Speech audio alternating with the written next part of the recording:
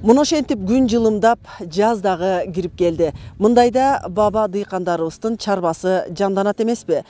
Акыркы мезгилдерде багбандарыбыз интенсивдүү бак тиккенге өтүштү. Дегеле интенсивдүү багбанчылык деген эмне? Бүгүнкү биздин көрсөтүүбүздүн нугу да мына ушул тууралуу болмокчу. Эфирде регион көрсөтүүсү. Саламатсыздарбы?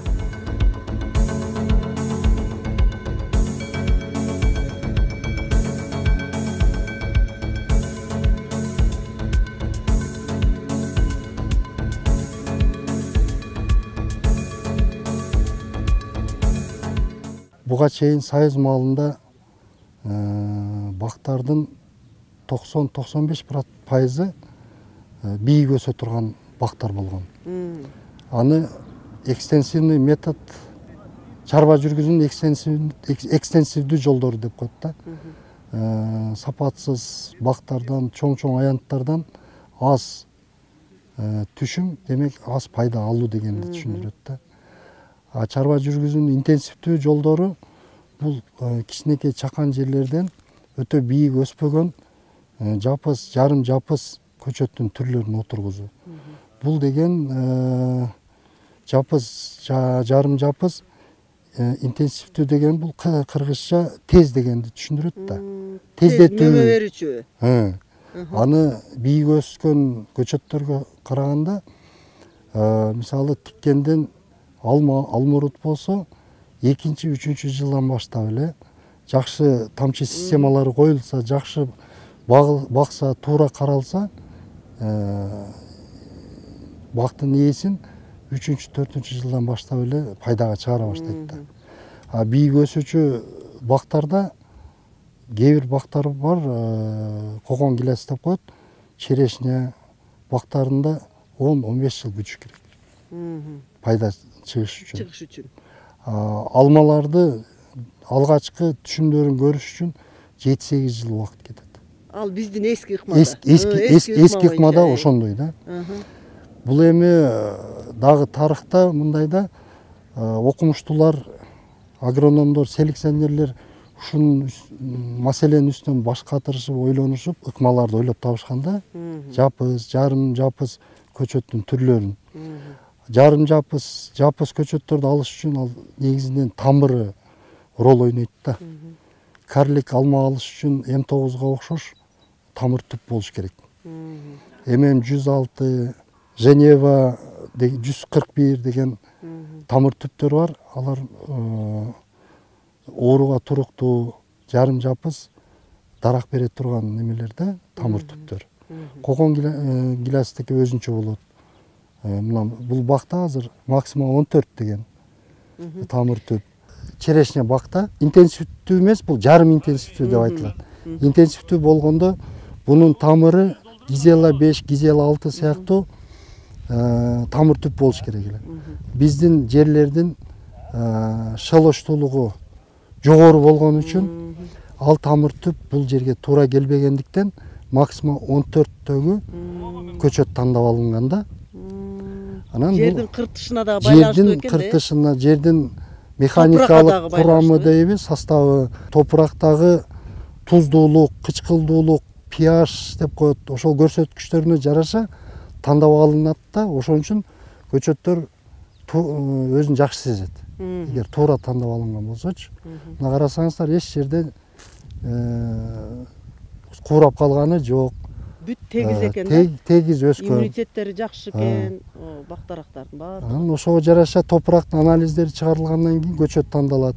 Тамчы системасы инженерлер эсептейт. Ар бир көчөткө келечекте толук түшүмгө кирген маалда канча литр суу керек. Баардык көрсөткүчтөр эсептелип туруп, анан көчөт тигилет. Бул жерде 10 гектар бул чоң аянт болуп эсептелет.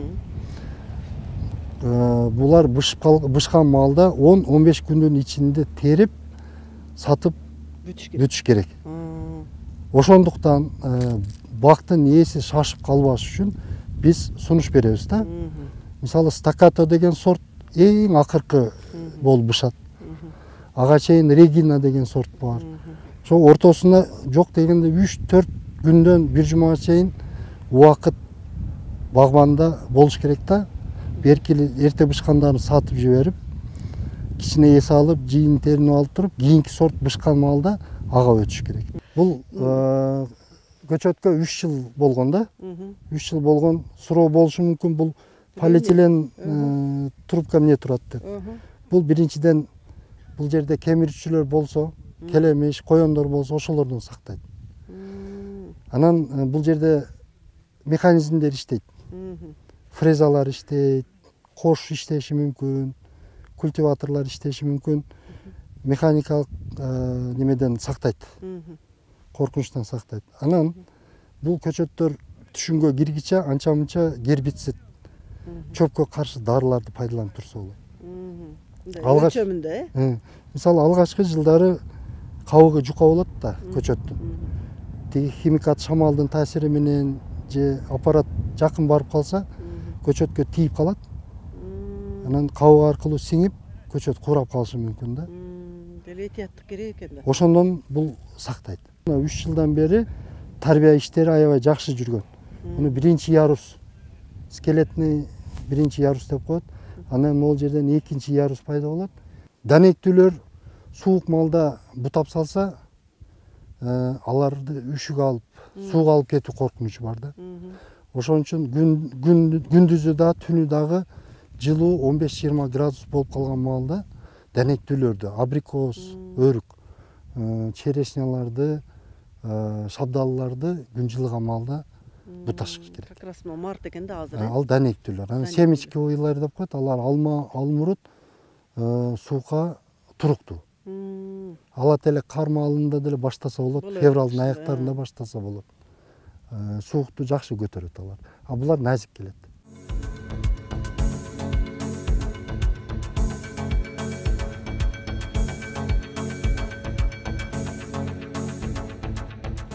Covid'den sonra dünyada gıda ve hayvancılığın önemi çok arttı. Covid'den keyin dүйнөдө тамак азык аштары аябай керектүү экенин билгендиктен дейт баштадык deyт да бул жумушту. Biz de bunun üzerine kardeşimle, biz normalde inşaat işleri yapıyorduk Bişkek'te. Kardeşimle birlikte bizim ziraat mühendisi arkadaşımız da bize yaptı, yardım etti. Bu işe 2021 yılında başladık. Бул жумушту байкеси экөө мурдатан булар стройка менен иш алып барчу. Анан кийин дос баласы азыркы Жамгыр деген жигит ошо менен кеңешип ушул бакты жасаганга даярдыктар көрүп баштаганбыз дейт ошо пандемия убагындачы түшүнгөндөн кийин. Tüm boğamızın alanı 10 hektar. Baktın teritoriyası azırkı 10 hektar жерге тигилди. Bak. Burada çereşni öşürüyoruz, yapıyoruz, yetiştiriyoruz. Черешня бактары, бул мындайча айтканда элдин көнгөнү баягы кокон гиляс.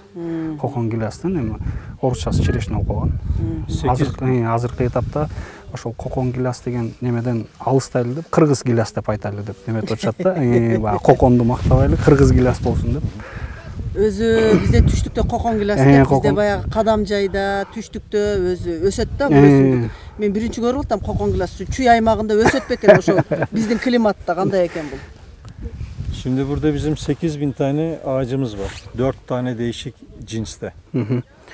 Бул жерге 10 гектар жерге жалпысынан 8000 көчөт тигилген. 4 түрү бар. Бул сорттору да. 4 сорту тигилген.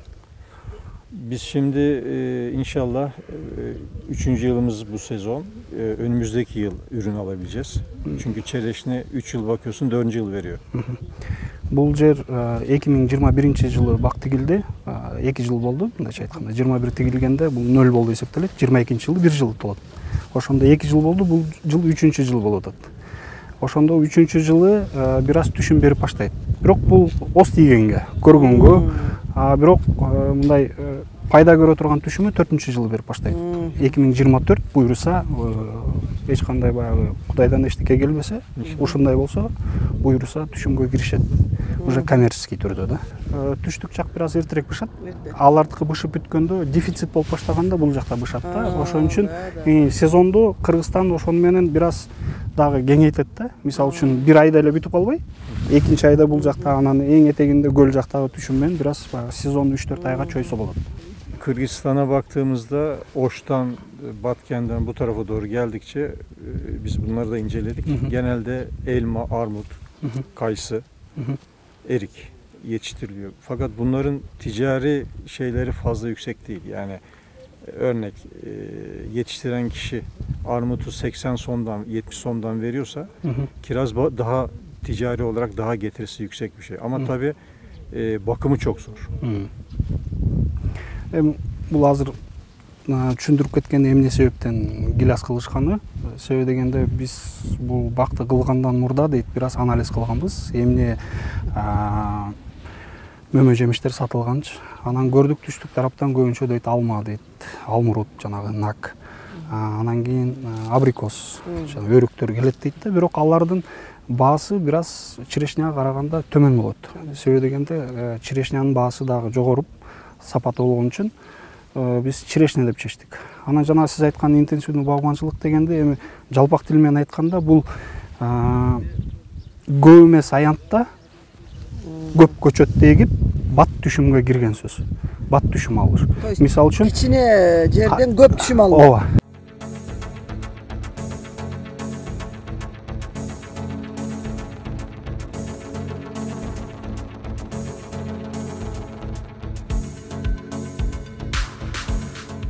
Gereği çok bolgon şakları alıp salatlar. Misal aytatlar da jaykı, kışkı degende onlar pastayını jürüyüp ma gereği çok şakı joğun kılgan için vitamin alat, su alat.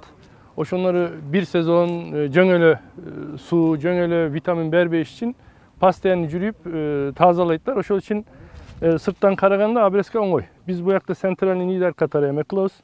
Birinci yıl bunday bir çubuk bol çubuğu göçötler 2021'de biz dikkende. Birinci 90 santimetreden aldık. Anam bu yakta bir iki göz kaldırıp bakınız bu yakta gözlerin bağrını çok kıldık. Sebebi bu yaktan lidere yakın gözlerin össö lider bilen sporlaşat. Misal bu yakta içine geçirak kalınan bir göçöt. Bunlar bizge graduslu geliş gerek. Ortaca bir 45 men bunday durganında uşul cellerime barış gerek. Sebebi keyin düşüme girgende gün değiş gerek de bir iki sagar boyunca emesi boluş için, kalibir boluş için misal köyü aytat da almada emede göçötün başındaki almalarım damlı bolot deyit. Sebebi gün diyen için. Gün жақшы deyet, sagar boyunca eme bolot, turay deyet. Bizde de bu yakta maksat oşonday. Biz bunu Sentilan'ın lider katarı etaş kılıyoruz. Göçötün gücü boyunca. Misal bu birinci etaş. Biz birinci yıl kırdık. Anam bu 5 şak çıktı. Uşul 5 şak misal birbirinin üstünde bolgonları alıp saldık. Birbirine mişeyt etmesin, birbirine gölöge bol olsun deyip durup her biri başka bir çekeye karagan şaklardan çeçip jürdük. Anankin bıltır 2022'de uşul yerden alıp bir 80 santimetreden aldık. Kayra bir göz, iki göz zapası kaldırdık. Aslını çok kıldık. Karasanız bu gözleri çok kılganızın sebebi oşundan ıldığı çıkanların köyü karasanız özünce bir gradus bilen gelet. Birok liderge yakın gözler lider bilen sporlaşat. Dike çıkat. Şimdi bu şunda da ortaca işte 70 santimetreden 40 ağız 2 1 2 bu iki gözü kaldırıp 1 3 4 gözü aldık. Bu yaktan şimdi biz 3. etaşın şaklarını gütötüyoruz. İki göz kaldırdık bir ayın tekerinde bu gözler durganda bu yaktakiler emeği karayıt kaysı göz güçlü olsa kalat geri keyinki gözgü kol bilen sekatır gereği yok kol bilen kayracı olup salat. Sezonun içinde bu yaktan göz munday çıksa bize gölöge bolot diye bunları tazalaytlar bir. Oşol için bu yak öte oңой. Sebebi büt tazalandı da. Mesela ben 10 yıl çaç tıraşa barbasam otursam kıynalat da. Bu abreska degenimiz benim bu parmağımı kırkkan bilen bir. Misal abreskadan keyin sırazu iso bilen bu şirinalada bir emeği kırksalar özünce bir katı lay siyaklı emesi var özünce darımes. Bu yakı cavuş gerekti. Misal benim bu yakım kesilip kalsa Ova bunlar. Ova. Bu kiçinekelerin baarı mümkün emes. Ova açık bolboş gerek. Жоğunlarda sözsüz lay süretler lay bolboy. Sebebi toprakta bolgon oğrular var da oşollar ötüşü mümkün. Bu kiçinekelere oşonu sürüş köp mümkün emes. Birok bundan keyin sıraz uca özünün preparatı var eken da. Biz yemek kılıyoruz. Kalsiyum polisülfür, kükürt bilen akitaş, ISO deyit bu yak değil. Özüm ISO dayarlayıp çaçı veriyoruz. Ya kupiros oluşu mümkün.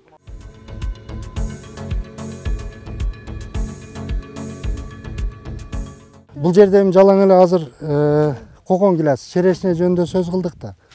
Мындан башка дагы багбандарга пайда алып келе турган башка түрлөр көп. Жемиштүүлөр бар, алма, алмурут бар мисалы. Туура климаттык зоналарды тандап жергиликтүү аба ырайын, шартын туура изилдеп туруп тиге турган болсо, багбан сөзсүз пайда табат. Кудай таалам колдосун менен. Утулбайт. Мисалы, өтө ысык жерлерге кышкы сорттогу алмаларды тигип алышат да. Ушул алма мен аялыма жагат же балама жагат депчи. Андай болбойт да. Бакты бизнес катары кабыл алыш керек. 1 гектар бакка мисалы жерге 1000-1200ге чейин алма көчөтү бата турган болсо, орто эсеп менен 30 килограммдан алганда деле ошол жерде 30-36 тонна алма алып атат. Эгерде бая айтып кеткендей эски сорттогу алмаларды тигип алса, базарга алып барса 10 сом, 5 сомдон, 10 сомдон, 15 сомдон сатат. Базарга ылайыктуу, экспортко ылайыктуу туура сортторду тандаса, ошол маалда деле бая базарда, мал базарда семиз кой же семиз мал акчасы жакшы болгондой, мөмөн алманын да баасы башка болот ал жерде. Ошол эле учурда ошол логистикасын да ойлонуштуруш керек, бак тиккенден кийин. Холодильник, муздаткычтар керек. Терип, муздатып, андан ары сактала турган болсо, сактап сатыш керек. Сапаты менен сактала турган болуш керек.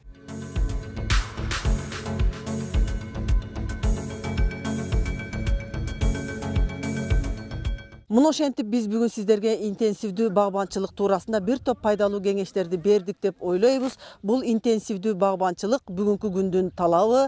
Көрүңүздөр, тигиңиздер, момундай жакшынакай бакты уюштуруңуздар. Келечекте буюрса жакшы мол түшүм алыңыздар. Кайрадан эфирден көрүшкөнчө саламатта калыңыздар.